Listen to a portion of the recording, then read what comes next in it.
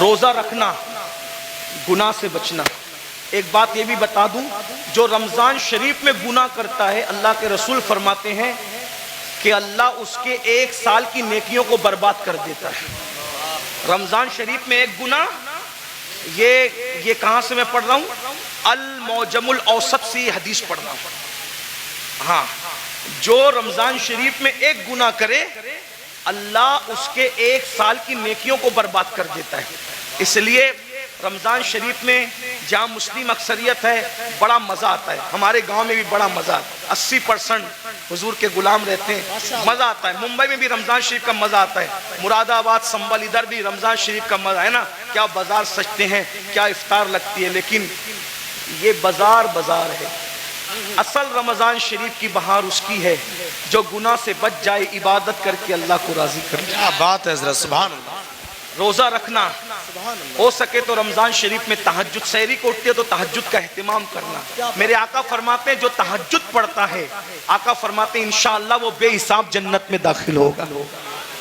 تو نہیں سال بھر پڑھ سکتے تو رمضان شریف میں 2 ہی رکعت پڑھ لینا، زیادہ اس کے بہت زیادہ کی ضرورت نہیں ہے، وہ بہت تھوڑے عمل پہ راضی ہو جاتے ہیں۔ سحری میں اٹھو، جلدی سے 5 منٹ پہلے اٹھ جاؤ، وضو کرو، 2 رکعت پڑھو تہجد، دونوں میں 3 بار قل اللہ پڑھو اور اللہ سے کہو۔ اللہ کہتا ہے میں پہلے آسمان پہ تجلی کرتا ہوں، پہلے آسمان پہ رات کے آخری حصے میں تجلی کرتا ہوں اور کہتا ہوں مانگ کیا مانگتا ہے، جو مانگے گا تو جو مانگتے ہو۔ لیکن اس وقت سحری میں آپ کیا کرتے ہیں؟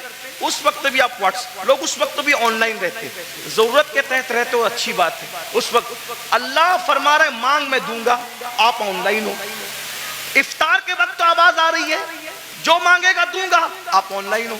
رمضان شریف کا فائدہ اٹھاؤ، 1 بار درود شریف پڑھو، 70 بار درود کا ثواب۔ سبحان اللہ۔ رمضان شریف کے لیے تیاری ابھی سے توبہ کرو، استغفار کرو، آج سے پہلے جو ہوا، جو گناہ ہوئے سب سے معافی مانگو، توبہ کرو اور نماز کے پابند بنو۔ آخرت کو بھول چکے ہیں لوگ، آخرت کو فراموش کر چکے ہیں، اور یہ بات یاد رکھیں، قرآن نے آخرت کی جتنی بات کی ہے پورا قرآن اٹھا کر کے پڑھ لیں، 70% آیتیں قرآن کی آخرت سے متعلق ہے۔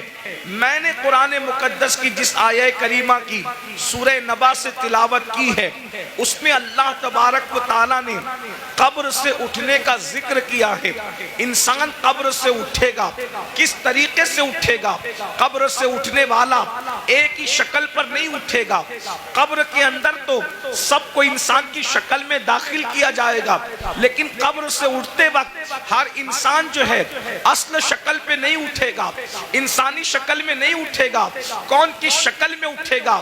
اب ذرا سنیے احادیث مصطفیٰ اور ذرا غور کیجئے۔ قرآن کہتا ہے یوم ينفخ فی الصور فتأتون افواجا، اور اس دن جب سور پھونکا جائے گا تو لوگ فوجوں فوج اپنی قبروں سے نکلیں گے، یعنی اللہ کی بارگاہ میں حاضر ہوں گے۔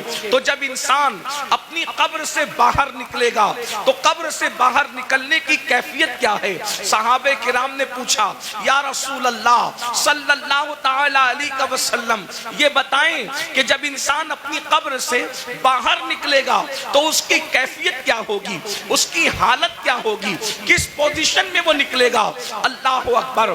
دفن کرتے وقت تو انسان کافور کی خوشبو میں بسایا ہوا ہوگا، دفن کرتے وقت تو انسان کو کفن پہنایا ہوا ہوگا، دفن کرتے وقت تو انسان کی کیفیت یہ ہوگی عطر اور سرمے کے اندر وہ معطر بھی ہوگا اور اس کی آنکھوں پر سرمے کے اثرات بھی ہوں گے، لیکن اللہ اکبر اٹھتے وقت انسان کی کیفیت کیا ہوگی؟ اب ذرا غور سے سماعت کریں۔ اللہ اکبر۔ میرے آقا مصطفیٰ کریم رؤوف الرحیم صلی اللہ علیہ وآلہ وسلم اپنے صحابہ سے ارشاد فرماتے ہیں، اے میرے صحابہ، کچھ لوگ قیامت کے دن جب اپنی قبر سے اٹھیں گے تو ان کی آنکھیں نہیں ہوگی، وہ اندھی آنکھیں لے کر کے اٹھیں گے، آنکھوں میں بینائی نہیں ہوگی، وہ آنکھوں میں روشنی نہیں ہوگی۔ ذرا تصور تو کریں، جو دنیا میں اندھا ہوگا وہ آخرت میں اندھا ہو ضروری نہیں ہے، جو دنیا میں بیمار ہوگا وہ آخرت میں بیمار ہو ضروری نہیں ہے۔ اللہ اکبر۔ اس لیے کہ دنیا کی بیماری کی کوئی حیثیت کیفیت نہیں ہے اللہ اللہ، لیکن میرے اور آپ کے آقا مصطفیٰ کریم رؤوف الرحیم صلی اللہ علیہ وآلہ وسلم ارشاد فرماتے ہیں کچھ لوگ اپنی قبر سے اندھے اٹھیں گے، یعنی ان کی آنکھیں نہیں ہوگی۔ اب مجھے بتائیں جب ان کی آنکھیں نہیں ہوگی تو وہ اللہ کا